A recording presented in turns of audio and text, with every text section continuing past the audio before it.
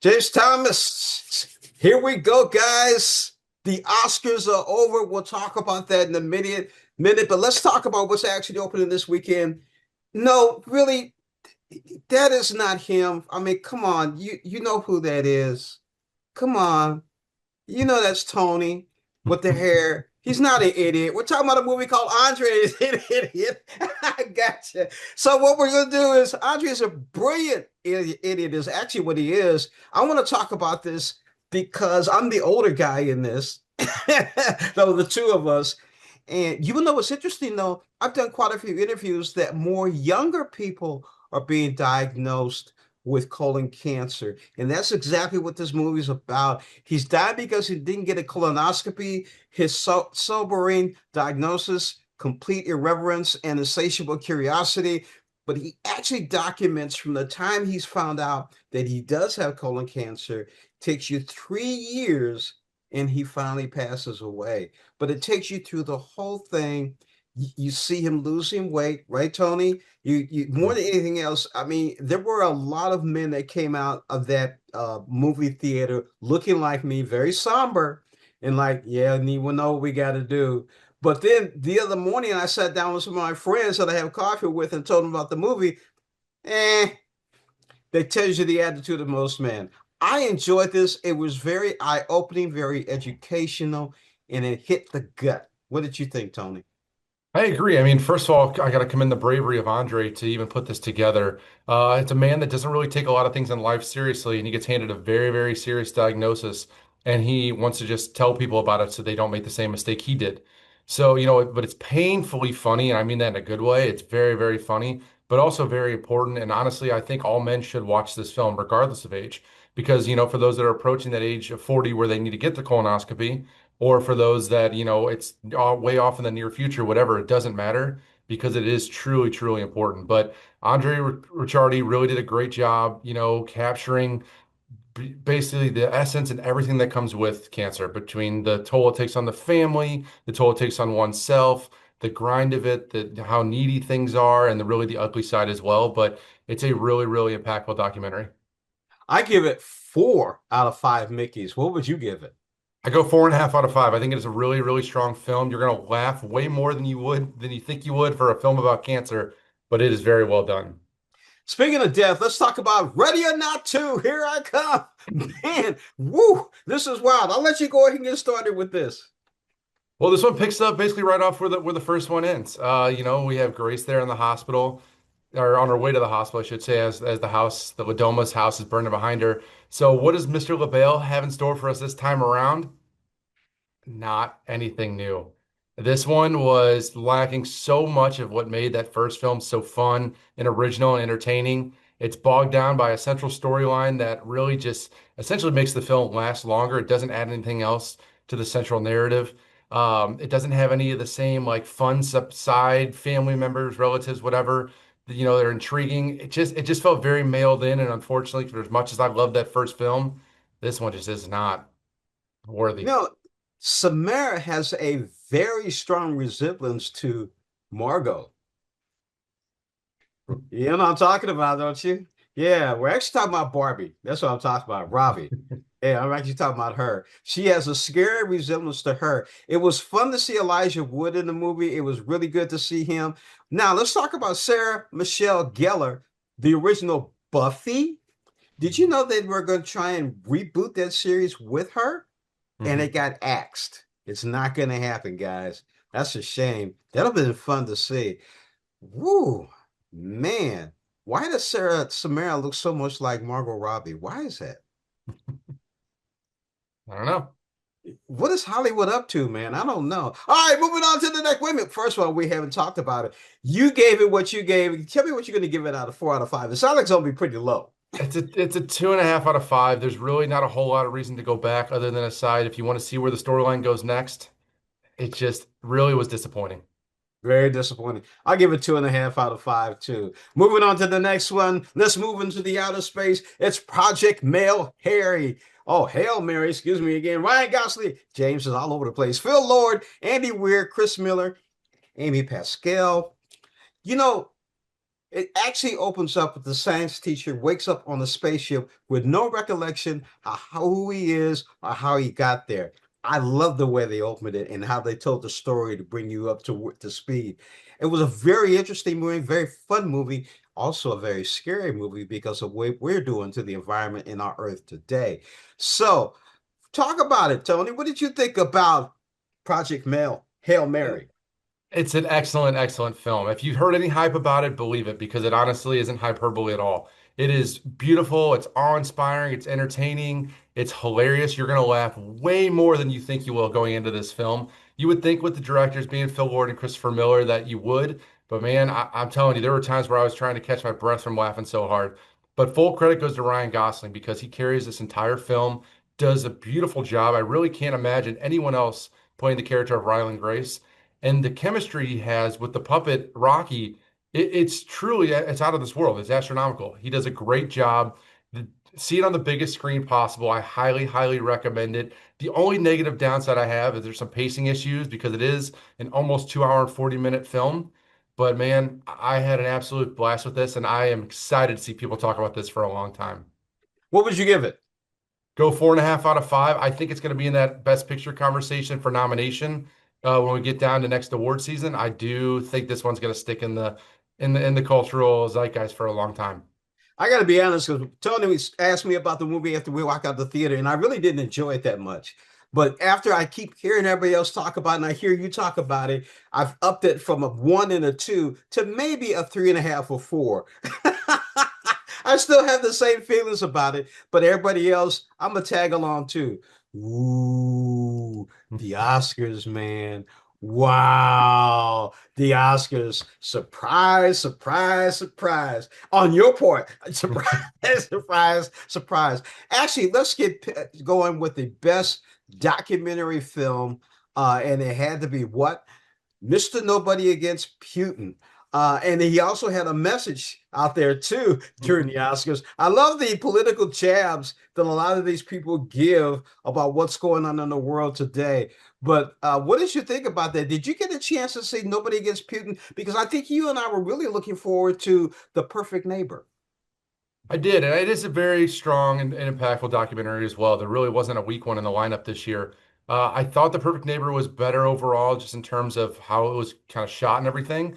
But Mr. Nobody Against Putin, given the Academy does like to go towards those, let's say controversial documentaries, it's not surprising that was their choice.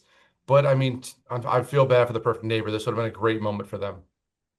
Speaking of best international film, you know what? Everybody kept pushing towards The Secret Agent, The Secret Agent, The Secret Agent.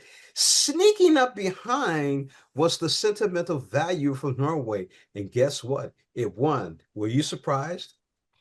Yes and no, because this was the major front runner for most of the award season, and then about halfway through, the Secret Agent love kicked into high gear and started winning things. So I wouldn't say I'm surprised, but it was interesting to see, that one come back into the fold. It's interesting. Let's talk about the best animated feature. Zootopia 2 is making a lot of money, but you know what? K-pop Demon Hunters, that was great. You love the song. They're actually going to do a number 2, and they're thinking about a live action K-pop. So that's going to be very interesting too.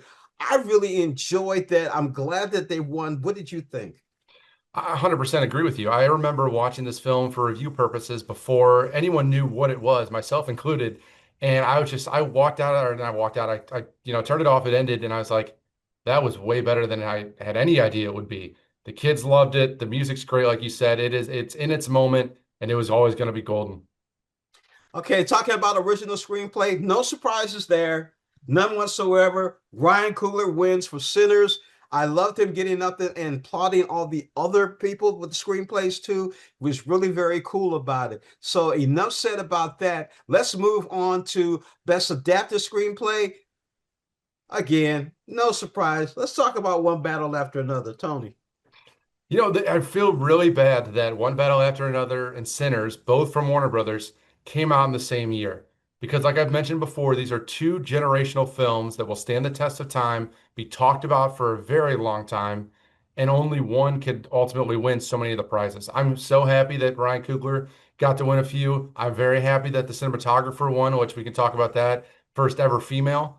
But it just in a perfect world, these two movies come out, apart from each other. Now, caveat to that is you get ready for next year, you've got Dune going against the Odyssey, and that's already going to be a major war as well. So it's a great problem to have if you're a movie lover like us. You know what? Let's talk about that for a minute. You just mentioned it. The first woman ever to win for Best Cinematography for Sinners was Autumn Durald Archipel, if I can say that her name correct. Mhm. So the first woman ever, and I enjoyed her speech. I really liked the fact that she included all women. Man, women support each other more than men. What's up with that, man? I don't get it.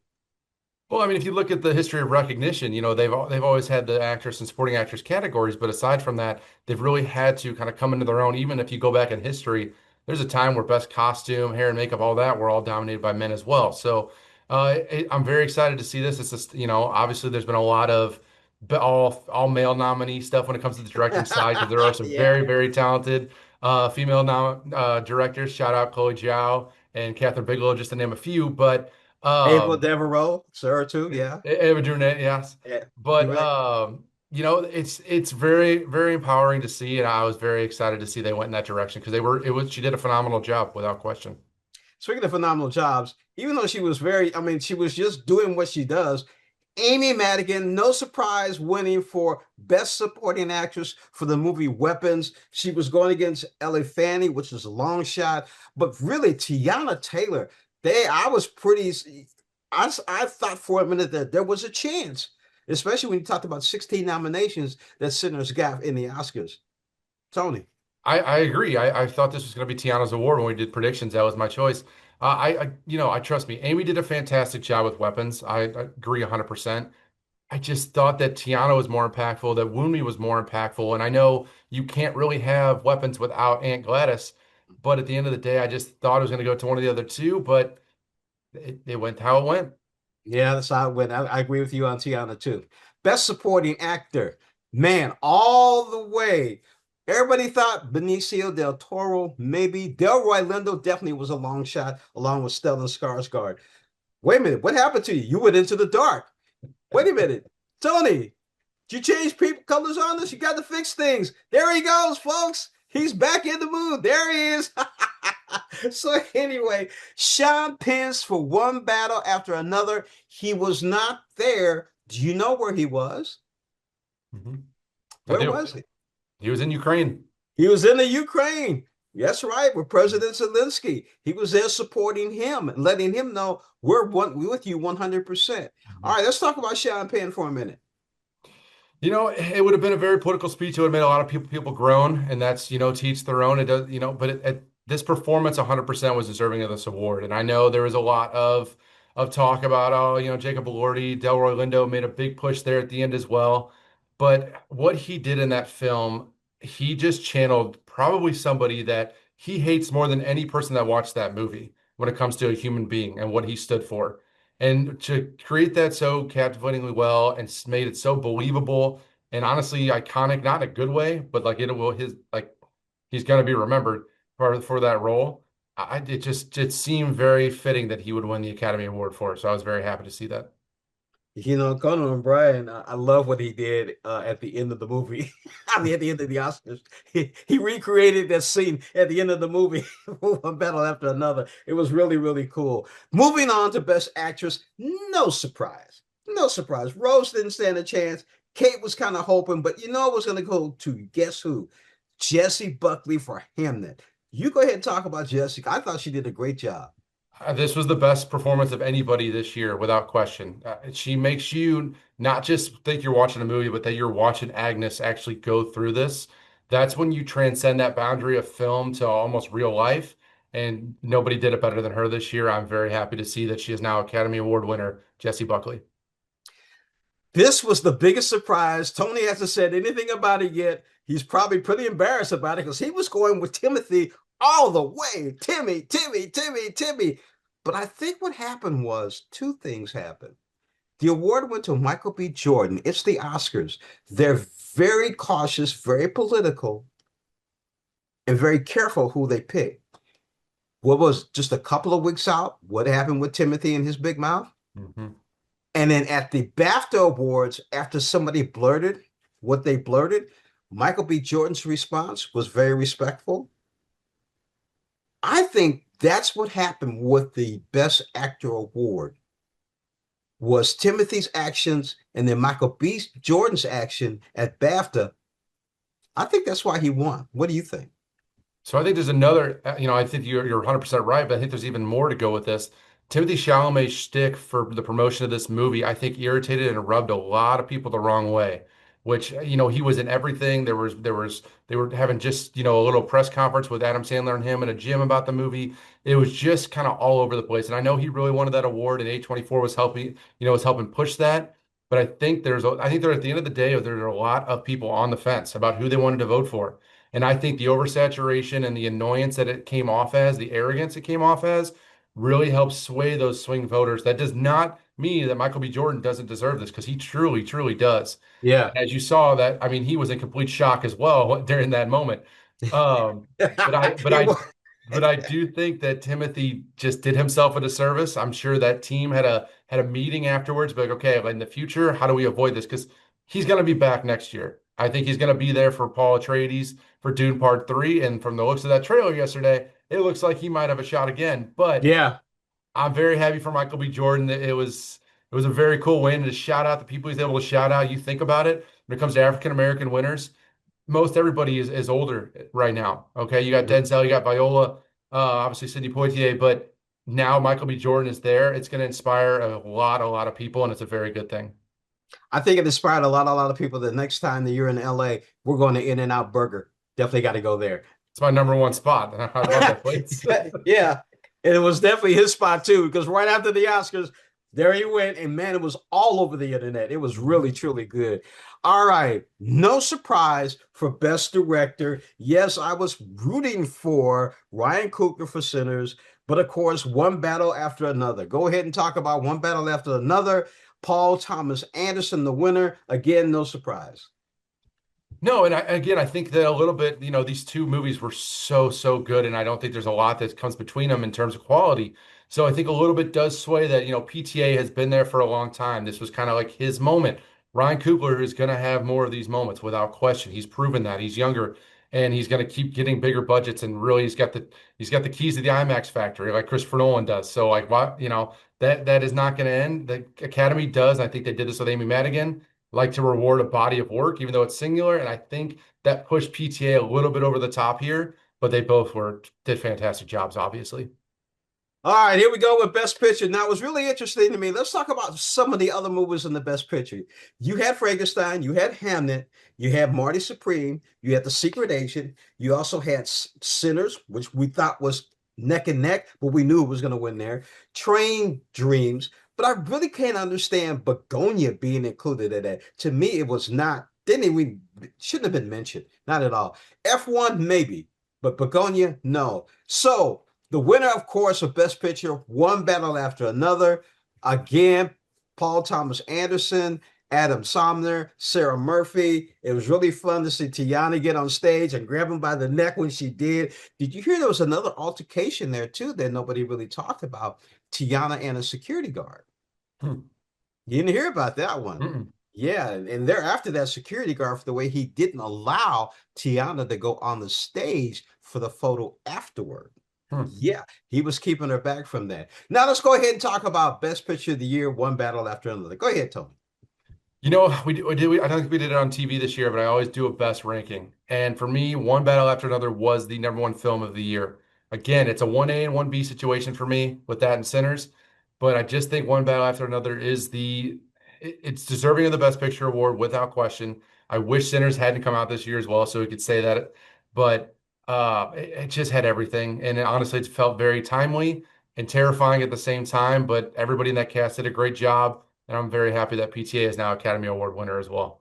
I wanted to see the vampires win, the teeth, man, the whole story, the shack. Ooh, man, it was all good. And of course, at the end with the machine gun, Michael B. Jordan. I can't tell you how many people would love to do Spoiler something alert.